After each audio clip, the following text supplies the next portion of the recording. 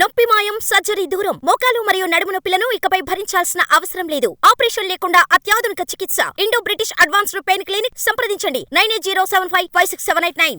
TDP target గా వస్త్రాన్నొదిలారా మాజీ మంత్రి. దమ్ముంటే మీకు చేతనైతే పలానా దర్యాప్తు నివేదికల్ని బయట పెట్టండి అని డిమాండ్ చేశారు. 45 రోజుల క్రితం వరకు పవర్లో ఉంది మీరే కదా, అప్పుడేం చేశారంటే అవును అప్పట్లో మంత్రినైనా నా వల్ల కాలేదంటూ బోల్డ్గా ఒప్పేసుకున్నారు. పొలిటికల్ గండుడుగా పేరున్న సీనియర్ అంత తేలిగ్గా మాట్లాడినారా? ఆయన టార్గెట్ టీడీపీ సర్కారని పైకి కనిపిస్తున్నా వెనకంతకు మించుందా? వైసీపీలోని ఓ పెద్ద తలకాయని లక్ష్యంగా చేసుకున్నారా? ఎవరా మాజీ మంత్రి, ఏంటైన డిమాండ్? విశాఖపట్నం భూ కుంభకోణం చిదంబర రహస్యాన్ని మించిన సస్పెన్స్ అవుతోంది. ప్రభుత్వాలు మారిన ప్రతిసారి విచారణలైతే జరుగుతున్నాయి గానీ నివేదికలు మాత్రం బయటికి రావడం లేదు. వాటిలోని వివరాలు ఎలా ఉన్నా వేల కోట్ల రూపాయల విలువైన ప్రభుత్వ ఆస్తి పొలిటికల్ రాబందుల పరమవుతోందన్నది మాత్రం వాస్తవం. రికార్డుల్ని తారుమారు చేసి లిటిగేషన్లో ఉన్న భూముల్లో పాగా వేశారంటూ ప్రత్యేక దర్యాప్తు బృందాలు తేల్చాయి. గతంలో టీడీపీ హయాంలో ఒకసారి, తర్వాత వైసీపీ గవర్నమెంట్లో మరోసారి స్పెషల్ ఇన్వెస్టిగేషన్ టీంలు విచారణలు జరిపాయి. వందల ఫిర్యాదులు, వేల సంఖ్యలో పేపర్స్ ని స్టడీ చేశాక భూ కబ్జాల్లో రెవెన్యూ అధికారుల ప్రమేయాన్ని, రాజకీయ నాయకుల దోపిడీని నిర్ధారించాయి కమిటీలు. కానీ ఆ రిపోర్టులోని లోగుట్టు మాత్రం ఇప్పటి వరకు బహిర్గతం కాలేదు. మీరు దొంగలంటే మీరే దొంగలు అంటూ అధికార విపక్షాలు పరస్పరం ఆరోపించుకోవడం, సవాళ్లు చేసుకోవడం తప్ప ల్యాండ్ స్కామ్ కు సంబంధించి దర్యాప్తు బృందాలు తేల్చిన వివరాలను ఎవ్వరూ బయటపెట్టడం లేదు. విశాఖ భూ కుంభకోణాలపై సిఐడి దర్యాప్తు జరపాలని, ఈ కేసుల విచారణకు ప్రత్యేక కోర్టులు ఏర్పాటు చేయాలన్న సిఫార్సులు కార్యరూపం దాల్చలేదు. 2019లో అధికారంలోకి వచ్చిన తర్వాత మరో సిట్ వేసింది వైసీపీ ప్రభుత్వం. సిట్ 1 నివేదికకు కొనసాగింపుగా విచారణ నిర్వహించగా వందల సంఖ్యలో ఫిర్యాదులొచ్చాయి. వీటన్నింటినీ పరిశీలించి రెవెన్యూ పరిధిలోకి వచ్చే 400 ఎకరాలకు పైగా భూముల్లో అక్రమాలు జరిగాయని గుర్తించింది. సిట్ 2లో 20 మంది అధికారులను బాధ్యులను చేసినట్లు సమాచారం.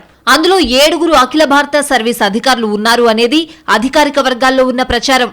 అయితే వైసీపీ ప్రభుత్వం కూడా ఈ నివేదికలపై గోప్యత పాటించింది.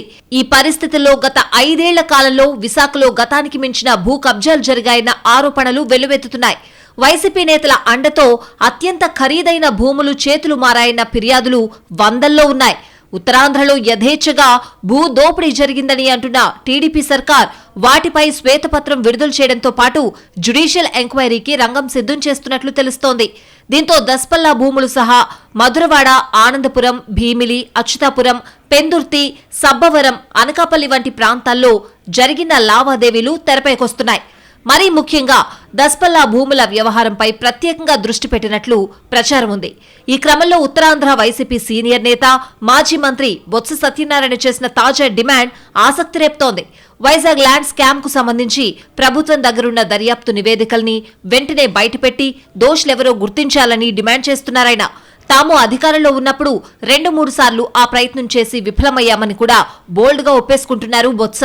అంతవరకు ఓకే గాని సడన్ గా ఇప్పుడు నివేదికల్ని బయట పెట్టాలని మాజీ మంత్రి ఎందుకు డిమాండ్ చేస్తున్నారన్న చర్చ మొదలైంది రాజకీయ వర్గాల్లో.